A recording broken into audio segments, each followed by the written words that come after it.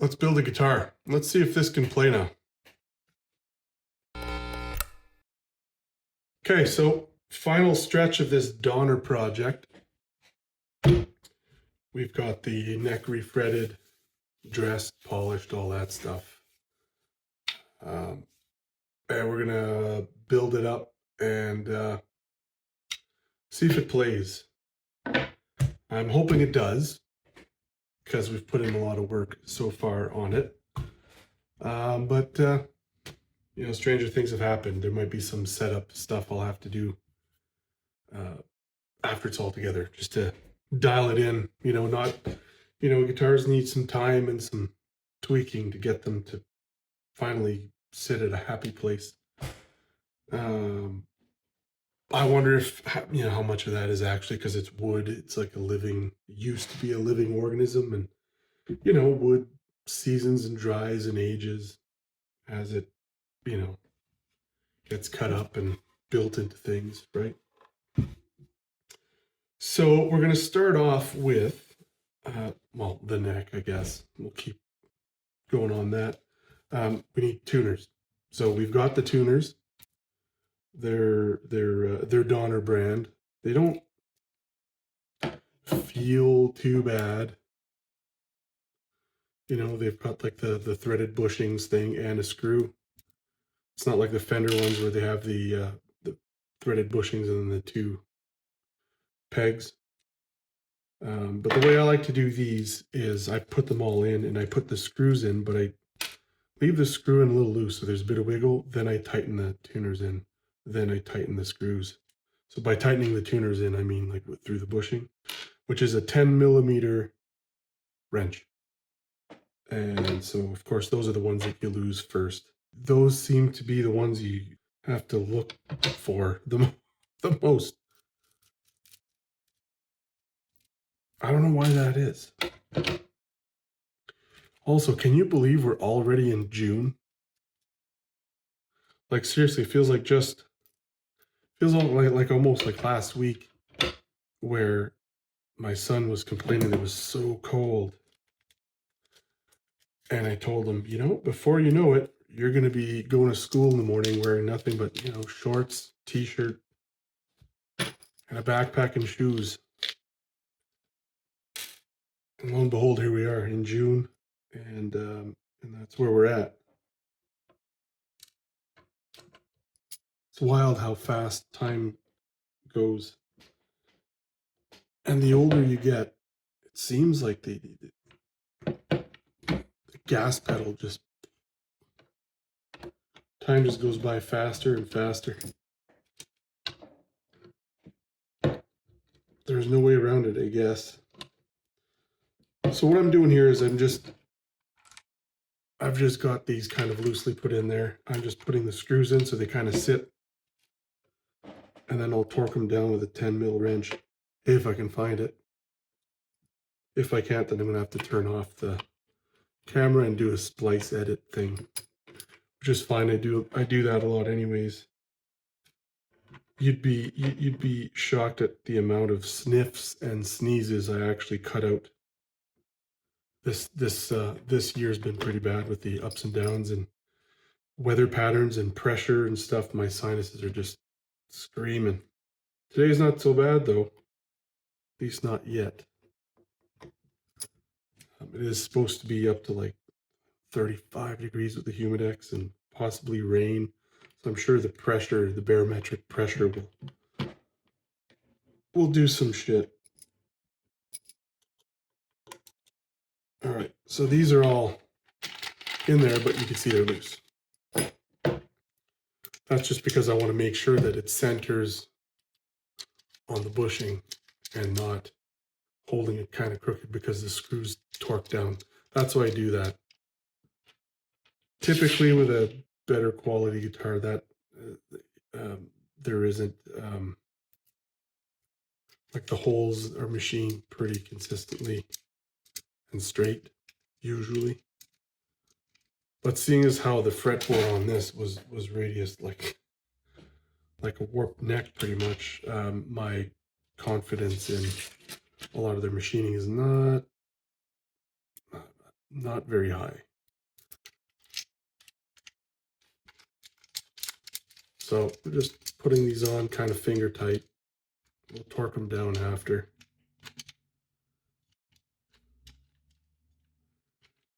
And then we're going to be able to put this onto the body again. Who knows how long that's been since this thing has been on the body. I don't even think I've put it on the body since I got this set up. Oh, actually, yeah, no, I did. It came to me with the neck on the body, and I took it apart. It looked reasonably in line, so we'll check that too. And I'm going to need, I'm going to have to cut this video and edit in. I got to get some tools downstairs, but let's see if the 10 mil is here.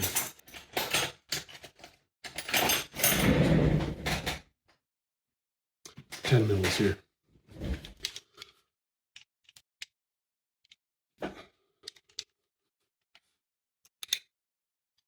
So I'm just going to use this. So what I'm doing here is I'm just using this piece of wood to just kind of line them up straight. And so here's what I'm seeing here.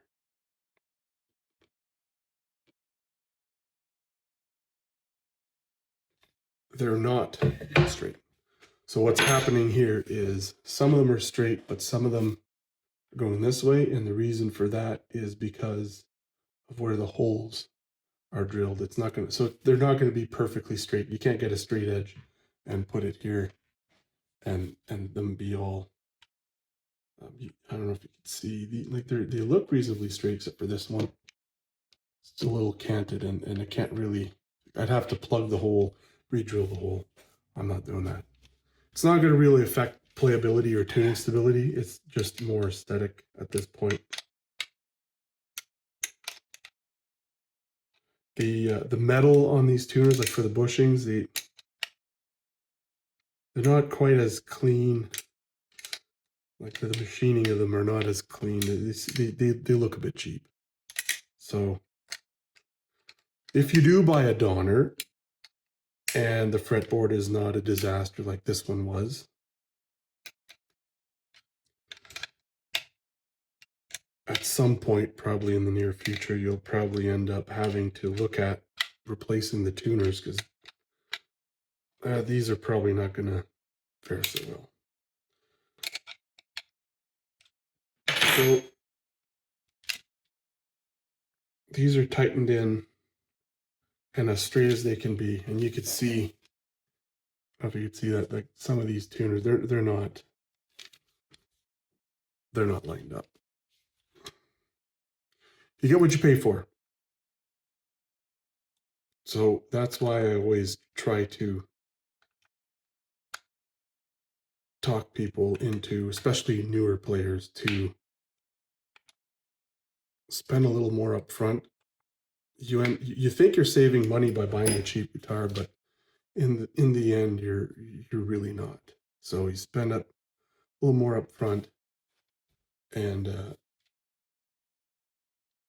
less headache. Kind of like my philosophy on computers. I like to buy Apple computers. That's what I use. I don't buy them often because they run for 8 years before they start to either start to really chug with the latest software, or the latest software and or operating system is no longer supported, or you can't update to the next one. Whereas when I used to buy PCs, you'd have to buy a new one every year or two, and who has time to copy all that shit over to the new computer? So I use Apple. You spend a little more up front. They are more expensive, but you're not buying them as often. So in the end, really, where are you saving money? So that's my philosophy on computers and guitars. Especially having been down the, well, I'll just get the cheap one and soup it up. You know, I got started on my whole Les Paul thing with Japanese knockoffs from the 70s to Epiphones and as much as you could upgrade them to the 9s, in the end, it still just sounds like, say, an Epiphone with upgrade pickups. A lot has to play with that. The hardware, sure. The wood, yeah. The pickups, yeah. The finish actually has a big impact on sound for an electric too. When you've got like thick, 2-3 millimeter thick worth of poly clear coat and paint, it's not going to resonate the same, right? Like, so for example, talking Gibson, since I'm as you probably picked up, I'm a bit of a Gibson head. Some of the best sounding ones are quite often the satin finished ones. So like I've got the gold top here is one of them. My Honeyburst over there is another one. It's a traditional. So I got the Honeyburst satin, and this is the gold top satin. So the finish wears faster. It gets relic looking faster. But I can't find my tool now. They relic faster because the finish is so thin, but they resonate more. So they sound like an old broken in guitar right out of the gate. Some of the other good ones are the LPJ and SGJ. They have a thin nitro satin finish on it, and they're just so resonant. And they're some of the lower, like the less expensive Gibsons that Gibson makes, all USA made. And then there's the Tribute series too, which are all satin. They do wear, and they are a lower tier, and they got less bells and whistles, like no binding and stuff like that. And maybe the cuts of wood aren't quite as pretty or as light, but they resonate really well compared to something that's caked on, especially the newer Gibsons. Like this one here doesn't sound like, every year it sounds a little bit different because it's taken so long, and that's 2016. It's taken so long for the finish to harden and fully cure because they put it's not the same as the old nitro, like the plasticizer or something. They stay rubbery for a long time, which is unfortunate, but I don't know what they're trying. They're trying to make it so that they don't crack and check, like the expensive ones that make them crack and check and relic them so that they can charge an extra $5,000.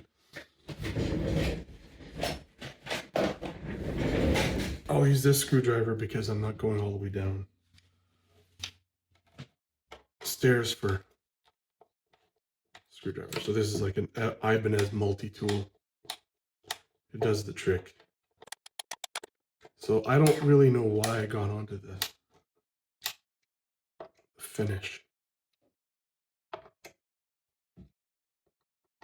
Whatever. I'm sure once I'm editing this, I'll be like, oh, that's the train of thought I was going on. And well, yeah, I'm not editing and reshooting any of this. It's now a guitar.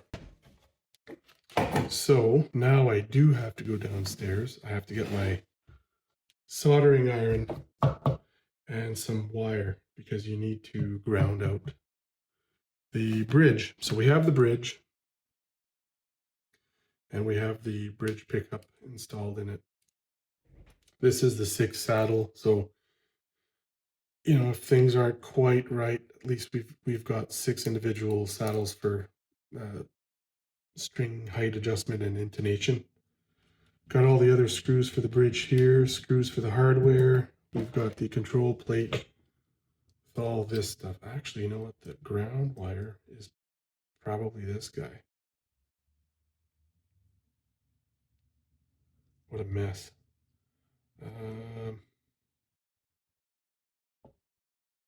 These are the pickups. Really wish they were cut like this. Okay, so this is the ground wire, but I'm gonna have to get my soldering iron, so I'm gonna be back. All right, we got the soldering iron. And I know I said I was gonna just reuse this wire, but I'm going to use some proper Fender spec, Fender style cloth pushback wire. Reason being is that because this has to basically just sit under this plate between the body and the plate,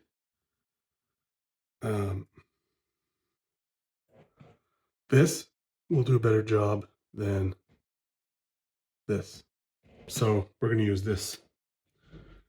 And I'm going to go tabletop because you need to be able to see what we're doing here. So here we go. All right, cool. So it's been a while since we've had a proper tabletop video. So this hole here, I don't know if you can see that. This is where the ground wire goes. I'm going to go ahead and do that. And then what I like to do is just fold it like this. It's just so that it doubles the contact. It's just a little bit more contact, more pressure, more surface. And then this goes through this hole and out the other end. Kind of tuck it so that it's, so I'm holding it here so I don't pull it out. And just kind of tuck it so that there's room for the pickup to get in there. Next up, we need this pickup.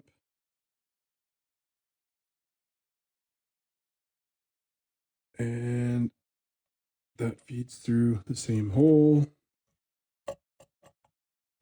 And then that just goes like that.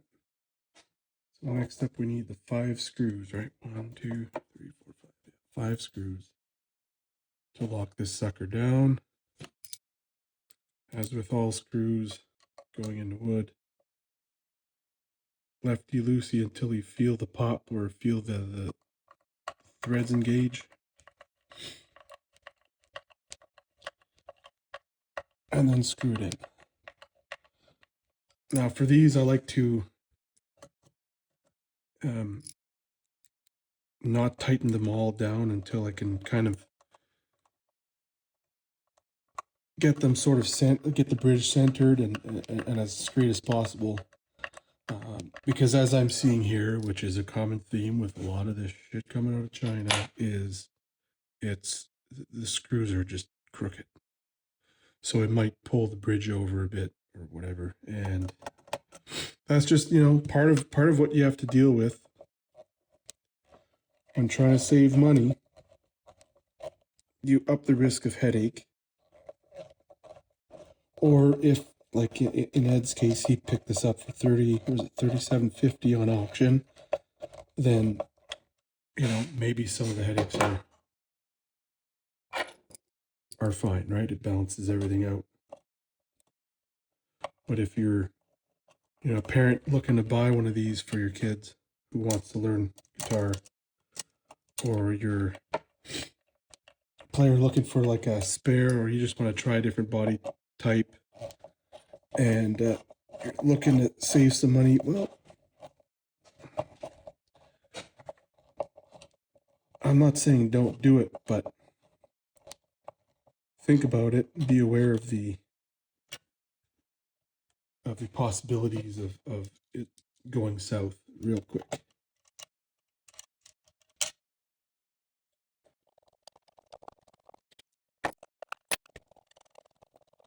So now that it's pretty much in, I like to tighten the back. So usually, like in a Fender or whatever, they only have 3 screws at the back because really it's putting forward. So these 2 screws here are they're pointless, really. So I like to try and tighten the back ones, and it sort of self-centers itself. Then I tighten the front ones. But the ones that are holding the bridge really to the body is the back ones. Now in the case of this, where the strings are fed from the back, there is no upward, or there is no pressure on the bridge pulling it off. If it was back loaded, so the strings come in from the back of the bridge this way instead of from the behind the body, then there's a lot of pressure pulling up on this. So these 3 screws are major crucial on those bridges. This one here, luckily, you can do both. There's holes in the back, and there's holes through the body. They're not all super lined up, so that's, you know, kind of the theme of this so far. But with that said, the bridge is now on. All right. So now we'll do the pickguard. Pickguard go on.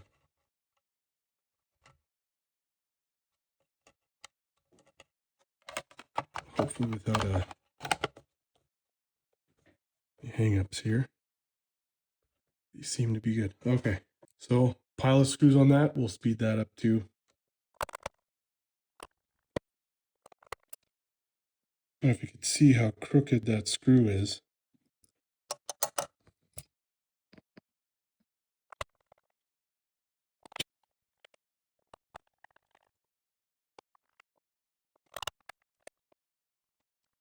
All right, pickguard's installed. This is for the neck pickup. This is for the bridge pickup, and this is the ground. We have this dirty assembly here to set up.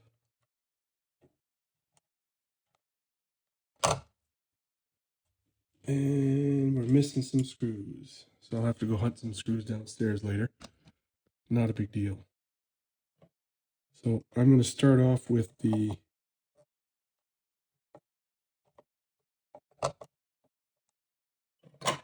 ground wire here.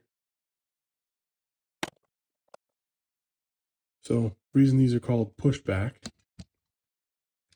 is they have 2 layers of cloth. They have like a white kind of nylon cloth and then a black cloth or white or yellow. And they call it pushback because you just grip it and push back the cloth and expose the wire. That's why it's called pushback. The Gibson braided pickup wire is also basically pretty much this wire with a braid, a steel braid over top. And the steel braid over top is like the ground for the pickup. And then this would be the hot connection for the pickup. Same thing. It's all the vintage type stuff. But for some reason, as much as industry likes to try and improve things, for some reason, the old way of doing things or the old stuff is always better. And I wonder sometimes could it be that by industry trying to improve things, it doesn't mean improve it for you, it means improve it for them, as in improve their bottom line. We all know what that answer is, right? Do we really think that businesses are out there to try and make it better for us? No. They're just making it better for them. All right, now I got to run back downstairs and get my stripper, my wire stripper, because of course I didn't think to bring that. So we're going to be back. Stripper is in the house. So what I should do here, grab a rag.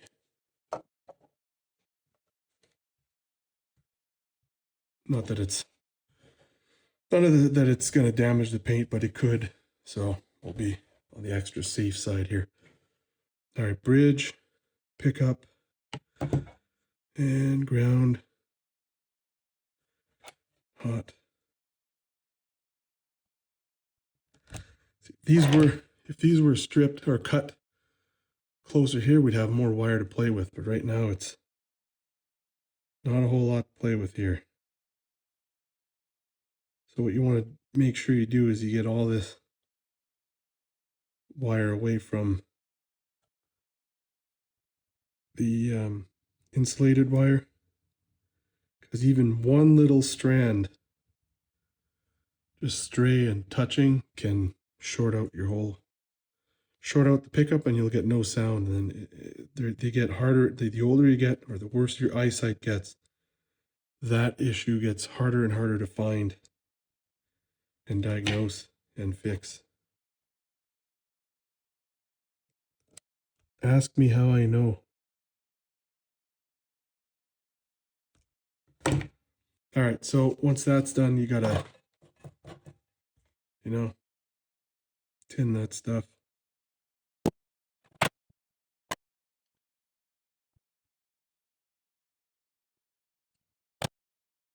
So one way to test if that worked is to hook it up to a multimeter. And we have one of those. We're reading a pickup here. So we go to the 20K ohms, because it'll be above 2K ohms, but it won't be above 20K ohms. It shouldn't be. So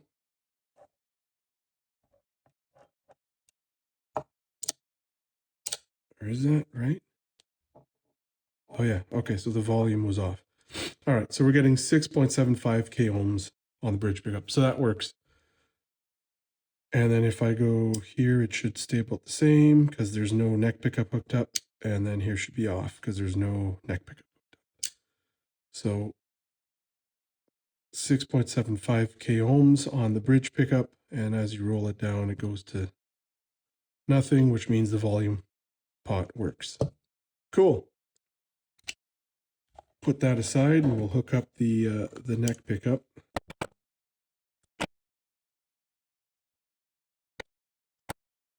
Same deal with this. Tin those wires. Oh, where'd they go?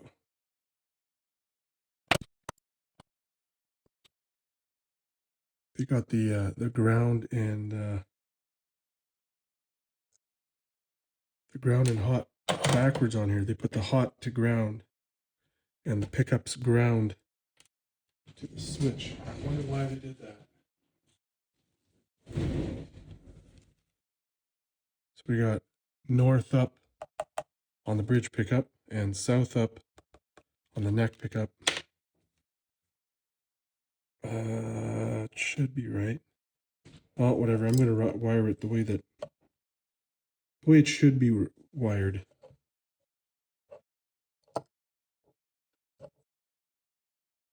Seeing as how this guitar was, how it was built, I'm going to bet that was another manufacturer issue. Probably.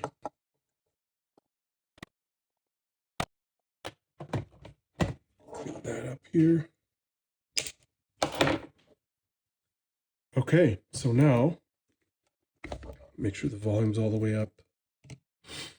All right, so we got 6.78.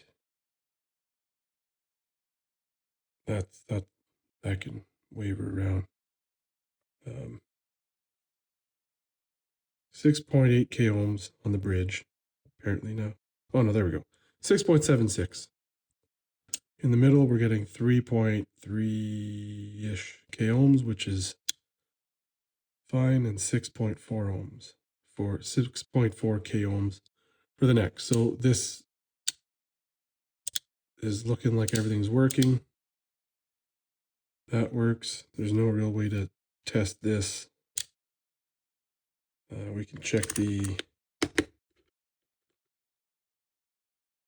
Henries here. So the tone works. That's how you check the tone without plugging it in. Right, so you've got on the bridge, you've got 2.16 Henries. On the neck, you've got 1.95 Henries, and in the middle, you get 1 Henries. So it's around the ballpark for, single coils set up like this. Now this one here has, these are steel slugs, not magnet rods. So there's 2 ceramic magnets under there, and the neck, I believe, is the same. So you've got some pretty strong magnet on there. Now here's a cool thing for Henry's. So see, you got 2.16 right and I'm touching that. And see how the Henries go up a bit?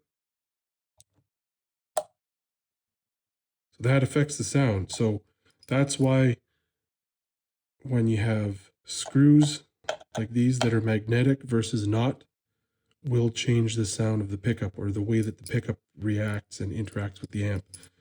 It might have more low end or more high end. Or like it's very minimal, but there's small differences that do make a difference. So that's why with a Telecaster bridge pickup, if you've got a magnetic base plate, right? If it's a steel base plate, even if it's copper plated, there's some magnetism there, and that's why these sound the way they do. They don't sound like a Stratocaster pickup because they have that base plate changes the whole magnetic field, and it affects the Henrys, but you won't see it at the DC resistance, right? So I do this, it doesn't do anything. Touch that, it kind of disturbs the magnetic field, but then goes back. See that? So the metals around the pickup, the metals and materials within the pickup, they all make a difference. The screws, the mounting screws, the material of pole screws. So like in PAF pickups, you need to have certain compositions of metal in the pole screw, right? Different carbon ratios, right? More magnetic, less magnetic. If they're more magnetic, if they attract to a magnet stronger, those pole screws, you're going to get a brighter pickup. If they're not, then they're going to be softer on the top end. Stuff like that. So enough yapping. This all works. So now I just have to hook up this to this guy, find a couple mounting screws, and throw some strings on it. So how am I going to do this? Do we need to see? The output jack isn't really the best quality. So I'm going to do this off camera because I'm seeing problems here. There's paint in here. You can't have paint inside there because what happens is this whole sleeve is what's connected to ground. Right? So you look back here, right? This is your ground connection. See how this is all connected all the way through to the sleeve. So this whole thing is ground. So on a plug, this is all ground. The tip is what connects to this piece, which only connects to this tab. So this would be your hot tab, right? So when this slides in like this, and it pushes in, it locks in. Now you're connected. But if there's corrosion inside the sleeve or paint or anything like that, then it breaks that ground connection, and then you're going to get ground issues. And you'd be like, I get sound, but I get ground issues. And then I checked everything, and everything checks out. Well, sometimes, especially in older guitars, when this corrodes, or cheap guitars where they use shitty metal that doesn't really hold up, it corrodes, like it breaks the ground. It's easy to fix. You just grab some sandpaper, kind of roll it. That. And then you just do this. Basically just cleans it out. And here's another hot tip. Don't do it right over the fucking pickup. I'm trying to do things and keep it on camera so you can see, but I'm going to have to clean out some stuff. So I don't know if you could tell a difference, but it's cleaner in here. So that should be fine. If this was a better quality guitar, higher quality guitar, I would probably replace a cheap output jack with something like something like a Switchcraft. It's pretty much the only thing I get. Switchcraft, good quality jacks. You replace them, and you probably never have to replace them again until the guitar goes to someone else long after you died. It's the way she goes. So I'm gonna hook up the output jack, get some screws, bolt that in, and then we're gonna put some strings on it and see if it plays. Hopefully it does, and hopefully it sets up really easy. And we'll wrap up this project, and then I'll have to go back to trying to figure out what next to do for videos that isn't too gear heavy or something. I don't know, I'll figure something out. So I'm going to solder that in, and off camera. You don't really need to see me do that, I don't think. It's just an output jack. So we'll be back for stringing. So we're soldered in. I ended up finding a better quality output jack. But I want to get back on here and just say something real quick in regards to these guitars and wanting to upgrade them. This hole here would have to be reamed out bigger if you wanted to put switchcraft. I had to snip away some of the body of like the wafers, whatever you call those, the fiberboard separators. They had tabs and it wouldn't fit in there. And instead of drilling this out, I just filed away the tabs so that it fits. But what I'm getting at here is that would mean that it's very tight in here. So a switchcraft jack wouldn't fit in here without making that hole bigger.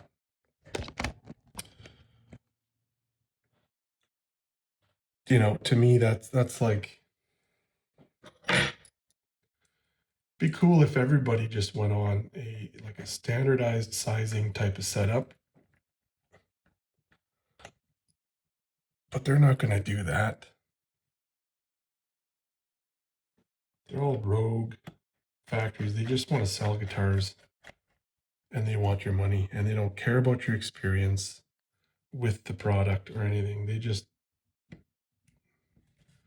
you know, they don't need to worry about reputation because they're somewhere else on the planet. And it's not like you're going to go over there and knock on their door and say, hey, right?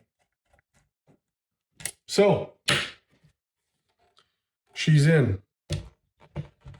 Quick way to test to make sure now that everything is bolted in and is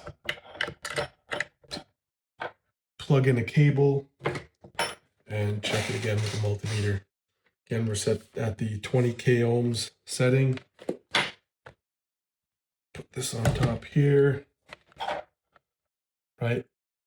The ground on these plugs is the sleeve, but also the body. So I just clip this onto the screw here and it holds on nice. And then you can put this on the tip end of the plug. And we are getting 6.75, 6.76 on the bridge. 6.44 on the neck. 3.32, come on, 3.33? 3 threes? No? 3.32k ohms in the middle.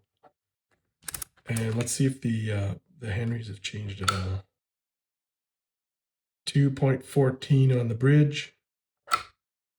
1.94 on the neck. 1.06 on in the middle. So it looks like Henry's changed a tiny bit by adding probably more resistance or something through the output jack. Right, so like if you measure pickups, like, you know, you grab a pickup and you measure it like this, it'll have a certain reading, and then once you wire it into the whole circuit, the reading will change a little bit. Typically with DC resistance, it'll be a little bit lower once it's installed in the guitar, but we're talking like 0.05 or 0.1 difference. But the numbers do change. We're going to put some strings on this now. So now that it works, I'm also going to unplug this guy because last thing I need is to forget that it's on and we burn ourselves. So we're gonna do, what do we got here? We do the usual 10 to 46, I think. We've been over this. Is there really any other string? Let's bitch about strings for a while I put on these strings.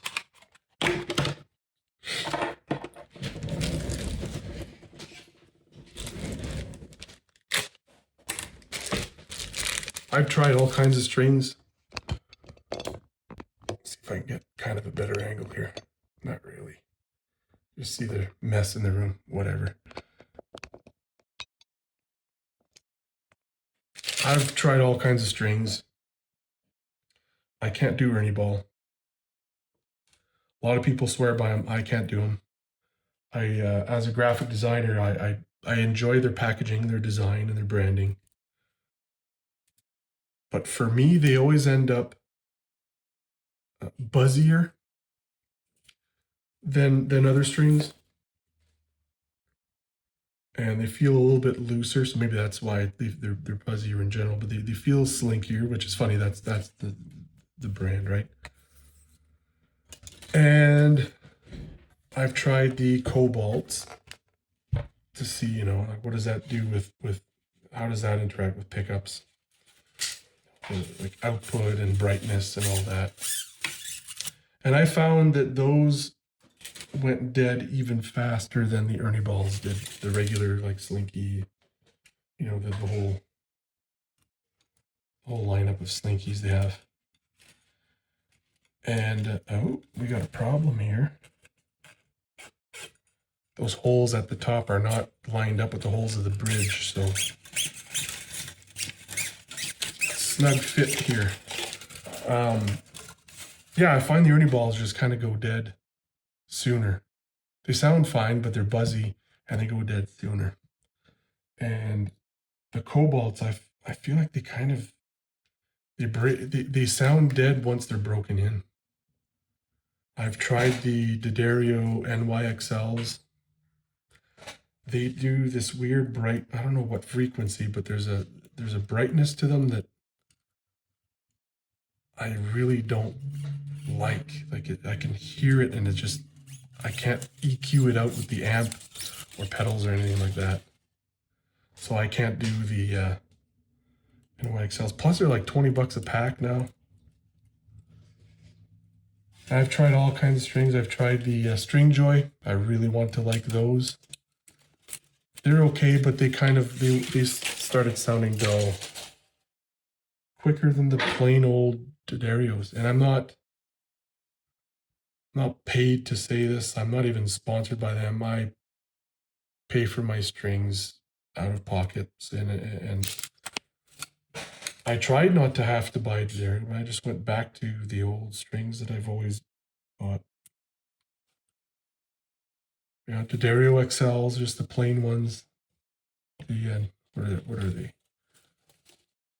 See, I don't even pay attention to what they are. They're the nickel wound, right? So the 1046 and the 1148 or 1149, the purple version of this. And then the odd case, I'll do 942, but I don't do 942 on any of my guitars. I'm too heavy-handed and too heavy on the pick to do nines. But I do setups and stuff around here, and sometimes I get requested to put nines. So we got all 6 strings through the bridge. So even though they're not all lined up, hey, it worked. All right, I'm seeing another major problem here.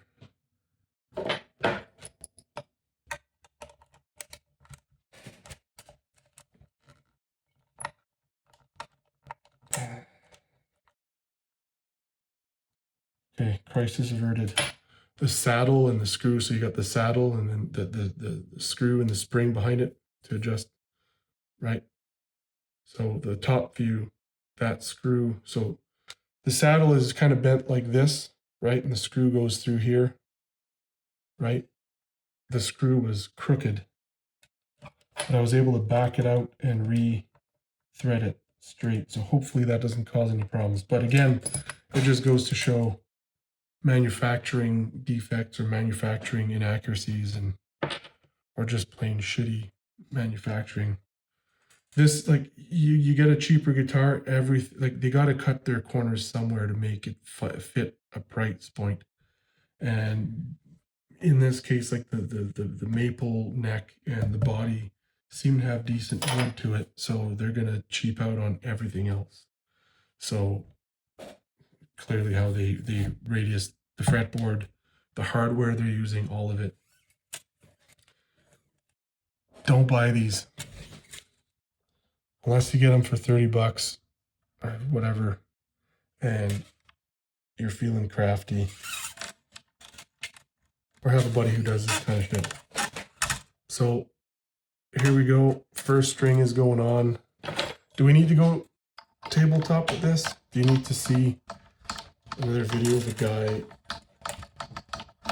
putting strings on? I guess maybe I could sort of angle it down so you can sort of see. Look at the art, actually, you know? I'm going to put the links on, again, for the socials and stuff for the artist who painted this. All right, so here we go. First string on. All right.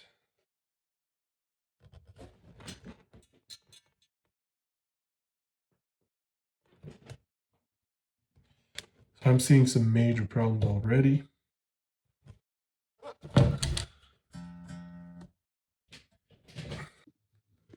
All right, so here's what I'm seeing here. These screws are too high on this blade. Okay, and so these saddles need to go down. But because this is so high, these are slant, the height adjuster grubs are slanted like this. When realistically this should be lower and these should be slanted this way, so that as you drop these saddles down, it straightens out a bit. And here's the action we got so far. Like, I can probably stick a whole screwdriver, where's the camera, under the string, and it's just barely touching. Like, this is way too high, which means the saddle has to go down. But I can't really do that so well when this whole saddle is then going to sit like this, and it's going to put downward pressure on these slanted grubs, and it's just basically going to fold under itself. So what I need to check now is, and here's hoping, is these bottom holes for the screws, if you're going to top load, if those are threaded, then I can thread it from down there. That fixes the problem. If that doesn't work out, then I'm going to need to probably shim the shit out of the neck to get enough back angle so that I can get the strings at the right height with these saddles jacked up like this. So this is the gift that just keeps on giving, isn't it? I'm going to check and see if those holes in the back are threaded. And hopefully they are. If they're not, I'm going to have to take the neck off and put a thick shim in there, which I don't like to do shims on necks. Like, you shouldn't have to do that because it can host other problems, like the fret, like the neck can upbow and cause buzzing. So I'm going to check, see if they're threaded, and then we'll go from there. All right, I'm an idiot. Those holes don't need to be threaded. The screw the hole just needs to be big enough for the screw to slide through. It threads into the saddle. Cool, no problem there. Problem is the holes are too small. So I can either do one of two things. I can either pull this the bridge assembly all out, grab a drill and a drill bit and ream those out, the holes out, so that I can put the screw in that way, or shim the bridge, shim the neck. They're going to pull a drill out. So I'm going to do that. I'm not doing that on camera. I'm just going to do that. All right, so now here, hopefully you can see what I was talking about. I've reamed new holes at those bottom ones that were intended for if you're going to top load the strings through the back. Since we didn't need those, I reamed them bigger, and we've got now the screws on the bottom hole. So you can kind of see here, right here, see that? That is where these used to be mounted. So now, and I've lowered the saddle. This is, see how this is sitting a lot straighter, and these are angled down. So if once I drop them down, these screws will be even more parallel with the base plate of the bridge here. And of course, the string action is a little more normal. So now we're going to string it up, tune it up, and see what the fuck we're dealing with here. So hopefully you guys are getting something out of this. Today's unofficial non-sponsor. Hopefully you're getting something out of this, learning some stuff and kind of going, huh, maybe I'm saving you the trouble of going cheap and having to face some serious headaches. Because that's the whole point of this is to point out, like, why you shouldn't go cheap or go to the cheapest route. Like, you know, get the good thing first. Buy once, cry once. I mean, I know that it's not the most feasible thing for everyone necessarily, but I don't know, mow some lawns, sell some stuff, sell some gear, you know. Maybe skip out on buying beer for a couple months. That can help too.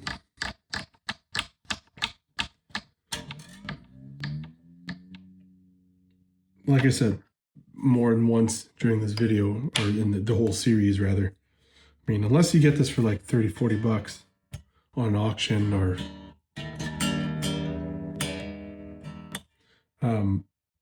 like, yeah, you don't want to be spending the 200 bucks plus Canadian that these are going for. So like, you know, sub $200 American. You don't want to be spending that on this. You can get a Squire Strat Telly for a couple $100 used, and it'll be 10 times the guitar this ever could be without the upgrades. See, the thing is like without the upgrades, right? You'd have so much to upgrade on here. Like the bridge plate, you could probably keep. The bridge saddles they're not great.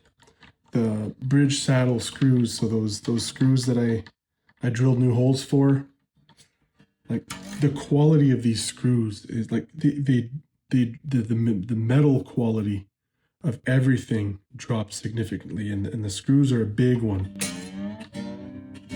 So you got to think the tuners, right? They're sealed, but there's gears in there. The gears are even cheaper, softer metal that will just wear faster. They don't care. They just want that stuff to be shipped off. They got your money, and they don't care if the tuners last 2 weeks. They're not going to last 2 years. They're not even going to last a year. They might not even last 2 weeks. Depends on how much you play and how often you restring your guitar, but they don't care about that because they got your money and they're all the way on the other side of the pond. Whereas if you get a used Squire, those screws are going to be pretty solid. Or Epiphone, or just sucks to say, but that's the truth. And sometimes the truth is more important than some people's feelings. Because in the end, you can save someone's feelings by not telling them the truth, and then they end up having a harder time facing the reality that you could have warned them for. So it's like ripping off a Band-Aid. Yeah. It stings at first, but then it's done and over with, and then you realize that it actually was the best way to go. Take a little pain now, save a lot of pain later.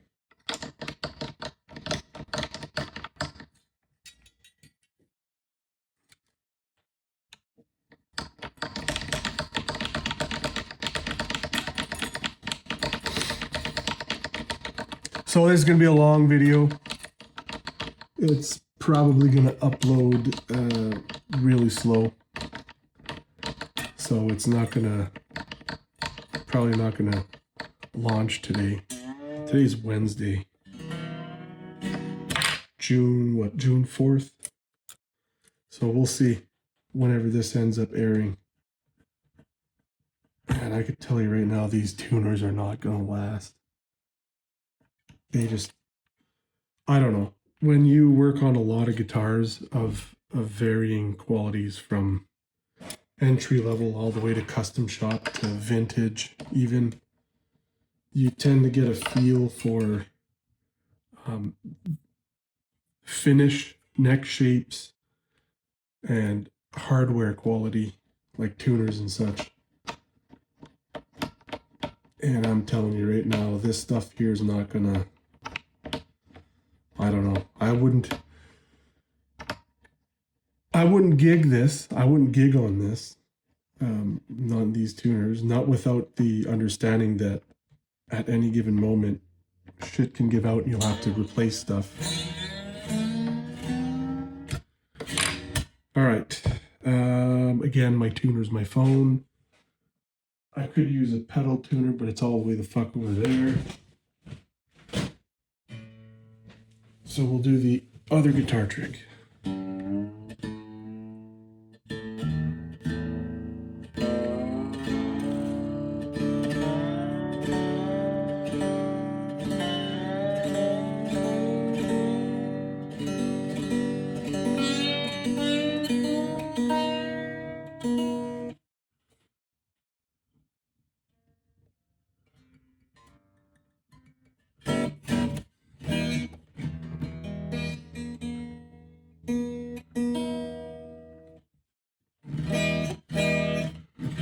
Hey, we got some sound here. So,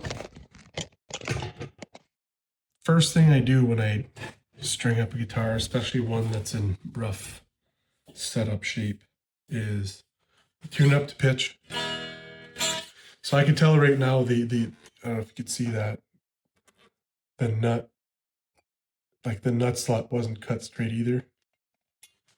So it's cut deeper on this side than on this side. So that's not a big deal. We'll just file these lower and clean up the nut.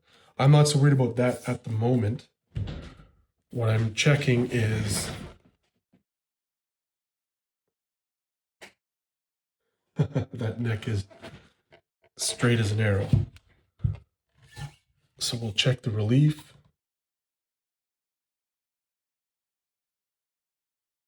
A bit of relief.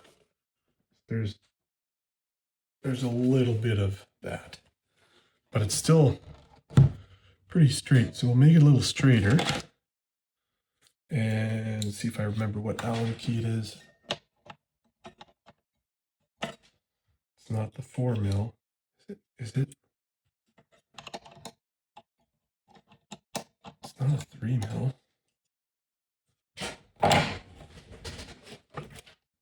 Maybe it's Imperial. Wouldn't that be weird?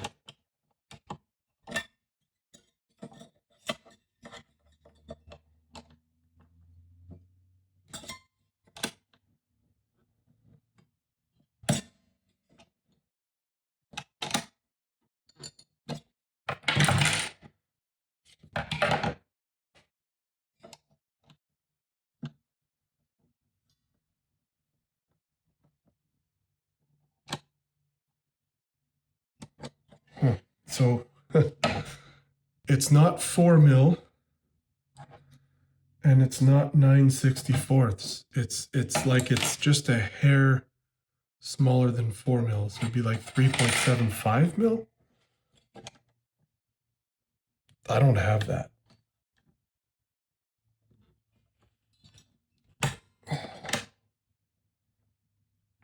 It's just the gamble you take for going for one of these. You never know what they're using, and they're probably just using whatever. They're just using whatever they feel like. Retune.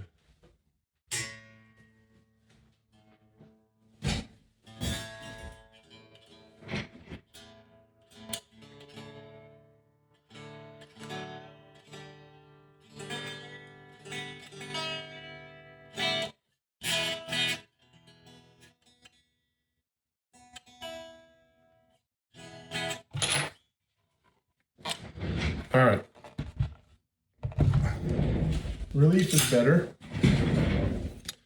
Now we'll do the string height thing here. Actually, the low E's actually perfect, but could go a bit lower to get down to 4/64.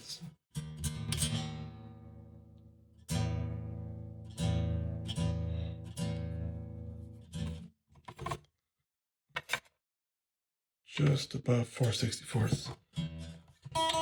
And then high E is, whoa, 7/64. We don't want it that high. That usually should be around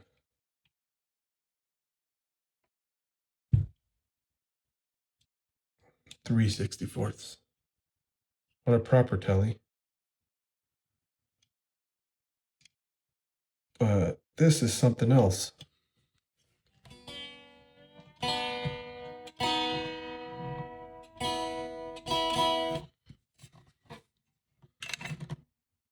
Five 64ths. Still gotta go lower.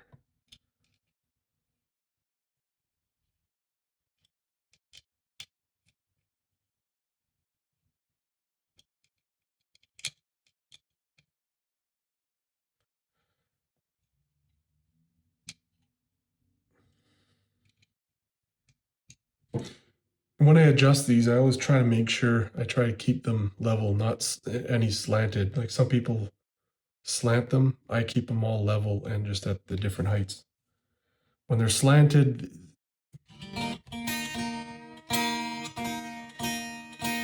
you're opening yourself up to other issues. So right now it's buzzing, but it's actually buzzing on the bridge pickup, so I'm gonna have to lower that too. Right now, where their high E is at 4/64. Let's lower that bridge pickup.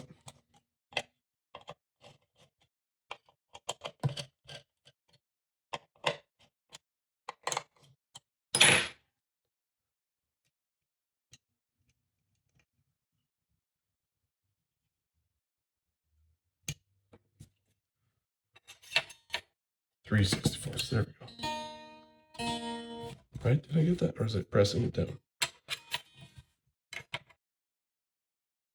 4/64.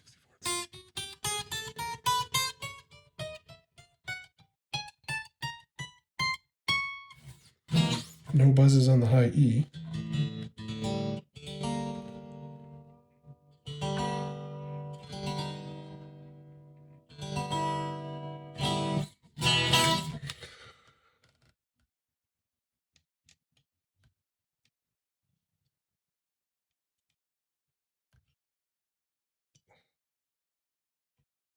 So seeing as we're probably pretty long in the tooth of this video, I think what I'm going to do is I'm going to set this up off camera, and then I'll just go over all the points that I've done to it to save some time. Then we'll play it for a bit, and then we'll hang it up for the week.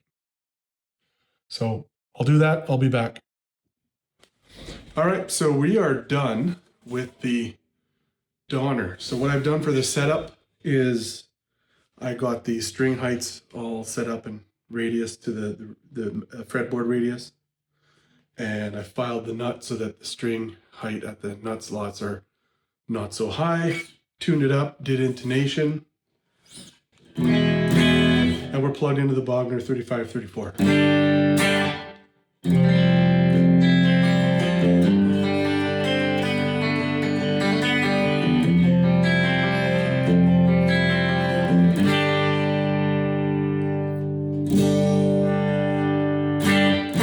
We're not mic'd up, we're just doing phone stuff. Tone knob works, volume works, neck pickup's very dark. We're gonna go ahead and we're gonna try and raise it, see what that does. Sometimes raising it gets you some brightness. Let's try that.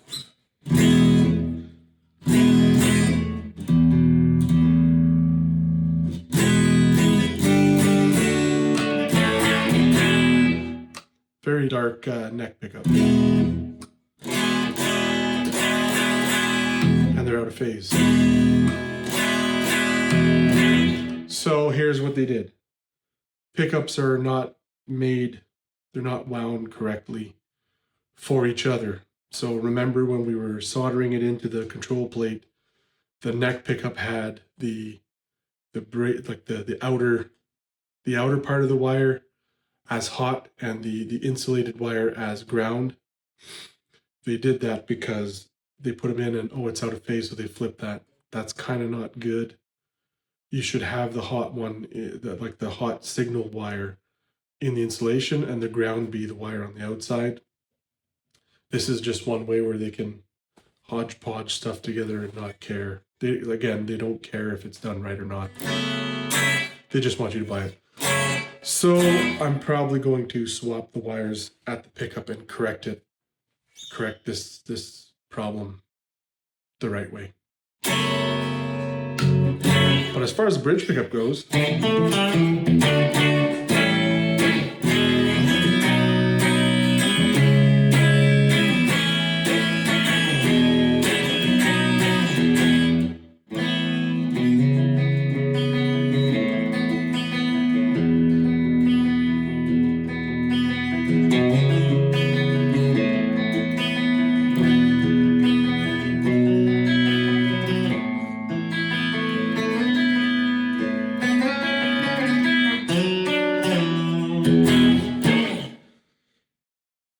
sounds okay, it sounds fine.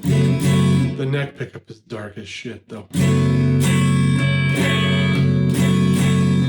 So, but I mean, it's, can't expect wonders out of it. Like, I mean, if this whole thing new would have been about $200, they're making profit. So let's say it cost them half that. So let's say it's $100 cost. And how much of that $100 went into the pickups, right? So you can't expect much. But the bridge doesn't sound bad. Let's throw some...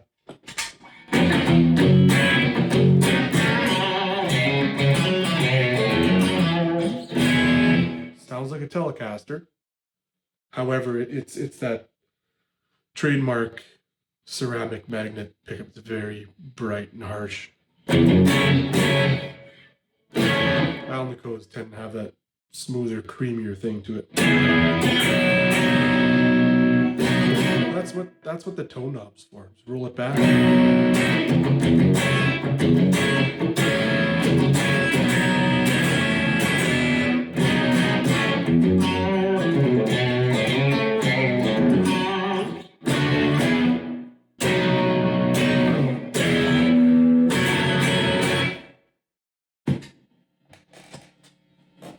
Red channel.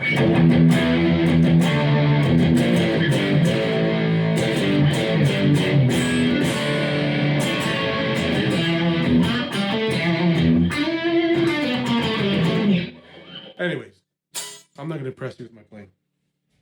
Hopefully you got something out of this. Hopefully I've opened some eyes. Hopefully I have, maybe taught you something or whatever. I learned a lot. I did my first full refret, which turned out really good.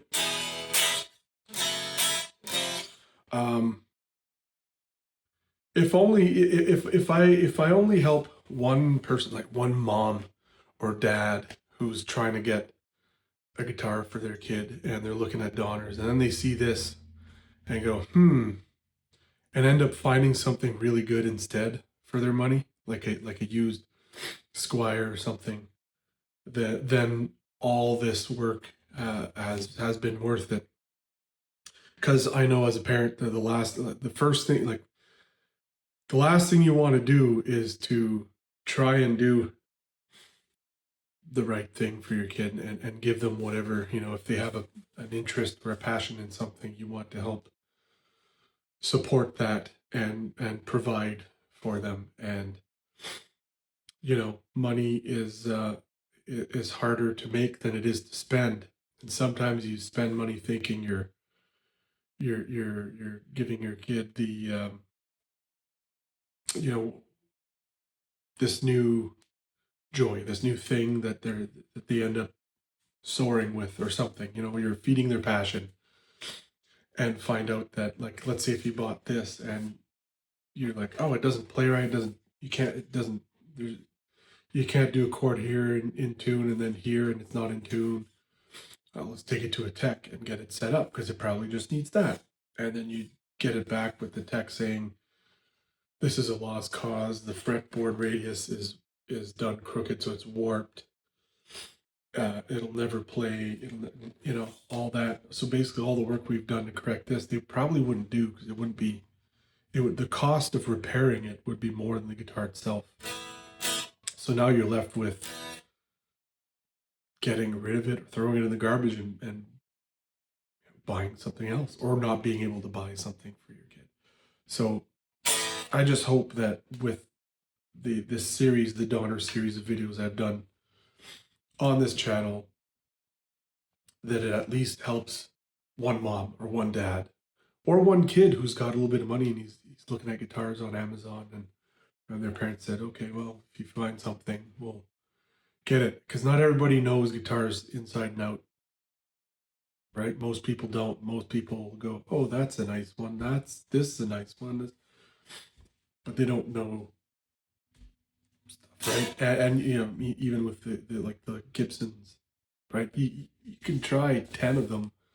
Some of them are going to be real dogs, and you got to play around with them. But the thing is with those dogs is that they're not going to require the amount of work this did. They'll just need a setup, or they'll just never sound right, no matter what. But to someone else, it might be the best sounding thing. So the sound is subjective, but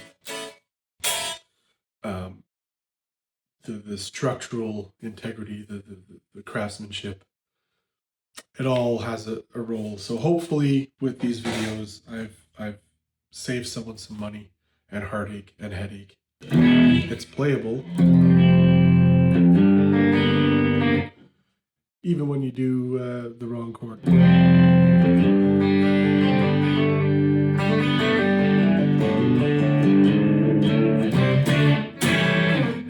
That's a clean channel with ODR1, the new one, the what is it, the bass cut version with the bass cut switch off, so full bass on it. It actually helps the neck pick up a bit. Still very boomy, but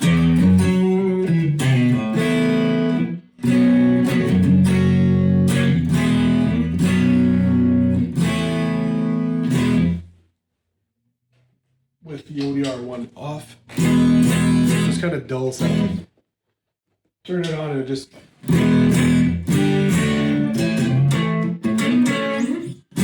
gives it a bit more life. So that was the Donner project. Thanks for coming along on the ride on this one. Like I said, hopefully I've helped some people along their journey. Maybe you've learned some setup tips or whatever, even though I didn't really show much of the setup on this one. But it pretty much went the same way as the how I set up a tele video that I've done previously. A little bit more trickery on this, but in the end it worked out. So we'll take it back up with another video next week. We'll think of something, and so this marks the end of the Donner project. I'll be giving it back to Ed when I get a chance. There's the artwork there. See, pretty cool looking. The back.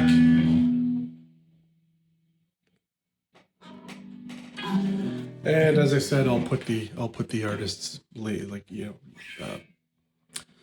social media links and stuff in the description.